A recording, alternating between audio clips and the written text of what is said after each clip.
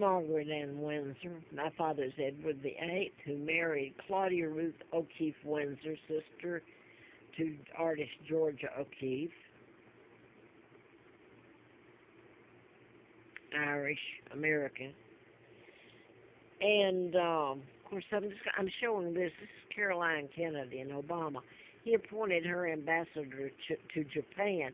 I mean, I don't think the Japanese have forgotten, but Caroline's father was part of Who Kidnapped Me, and took down my dad. A double. They used a double, which they used back in those times. People did. Uh, to marry Wallace Simpson. So it was all lies. There's no legal Duke and Duchess of Windsor. They weren't even my father, and she's American spy whore. This is my dad, a beautiful man who they lied. Look at the lies and cover up the 99-year seal. His own brother helped take him down, George the illegal sixth, and all the treaties signed afterward were illegal because the whole thing's illegal. This is Roosevelt, who appointed Kennedy, who would be the grandfather of Caroline, ambassador to England during that time. JFK and his older brother, Caroline's father, JFK, used to fly in there during the war. So it makes me wonder. They took me to Moulton, Alabama, kidnapped me. The Rothschilds, these are Jewish who control your banking and my money. The Brits' money, and look what's happened to Great Britain.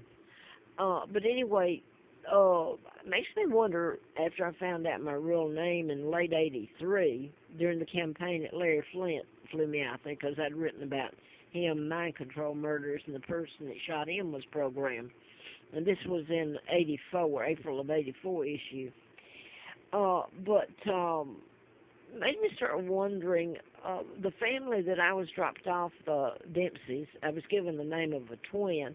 Peggy Ann Dempsey married Childers. Carl and Peggy were both dead. I still have to use that name, can you believe it?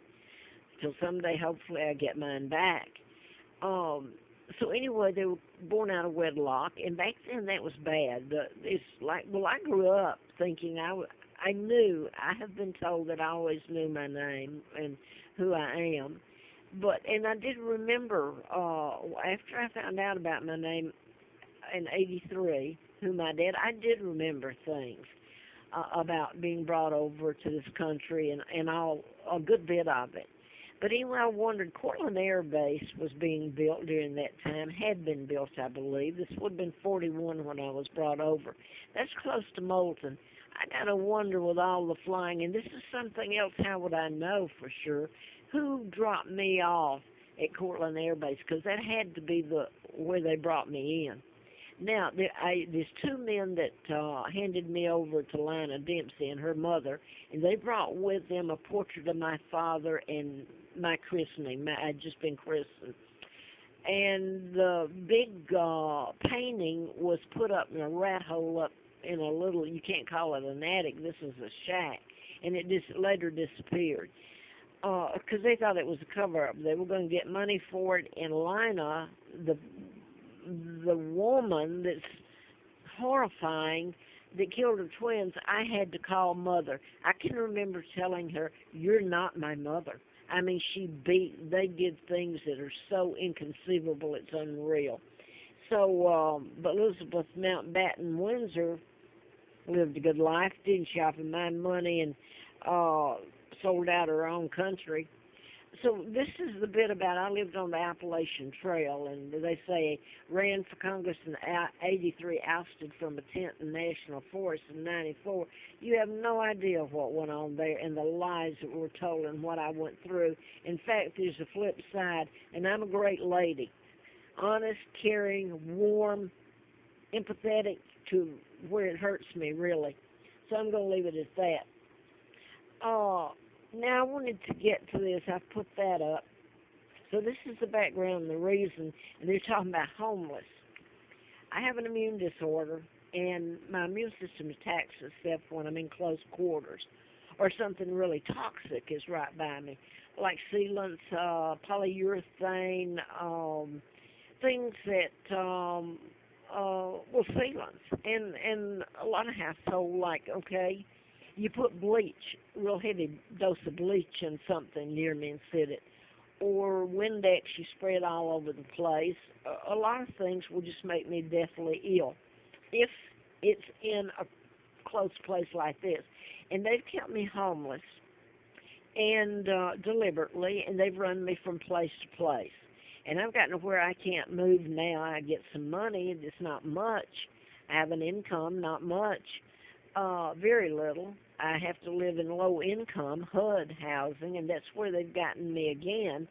And it makes me look like I'm breaking leases, and they can just tell you you're nuts.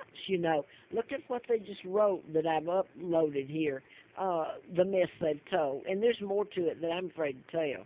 I'm not going to tell it right now. Hopefully I get a chance to. You bet I do.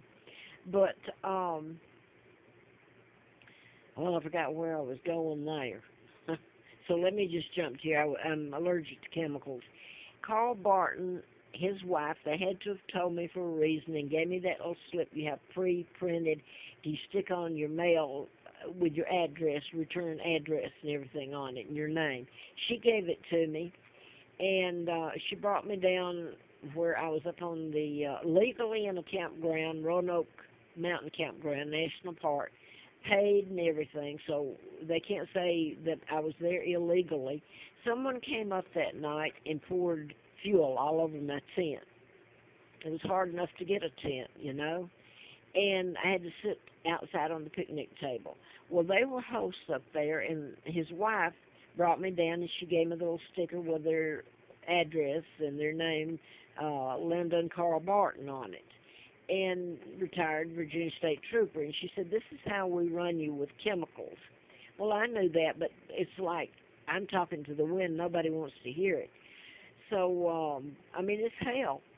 Seriously, it's hell, and it's done my health in. I should be able to live a normal life, and that's not been the case at all. It's opposite. So I put all this up on video, YouTube, as much as I could over the last 2.5 years. By the way, I'm going to mention this for a reason. I don't know if there's the murders. When I got this phone, it was about the time that Alexis Murphy was gone missing from Livingston near Charlottesville. There's a man in prison for her murder, but they haven't found her body. I always wondered where she was put myself, and one day maybe they'll find her. I cared about people. I've told all this and told the truth, and what was it somebody said to me, suffer the consequences, really, for telling the truth. Let me say this, wherever I've lived, like HUD, Joseph's Dream, these people should be locked up. HUD is financed by the government in part, so you got the federal government getting in on it, and people will do anything when they can get away with it. What they did to me with chemicals is hideous, and one that I've told was where they put fumes and stuff in that tear my veins up, and that's what's gone on here. Should have nothing wrong with my legs, and they're horrible. So anyway, let me just get to this. This is how they run me. And in part, and if I can't get an attorney, and if I say anything, then they'll just say you're crazy, and they'll threaten me. All right, you know how that goes.